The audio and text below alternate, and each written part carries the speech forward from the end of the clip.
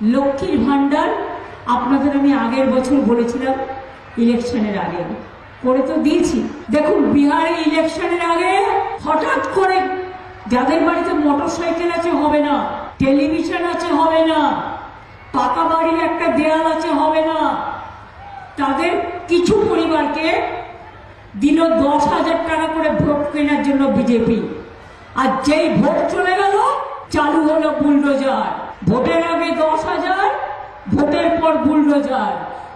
প্রায় হাজার হাজার মানুষকে বুলডোজার দিয়ে উৎখাত করে দিয়েছে।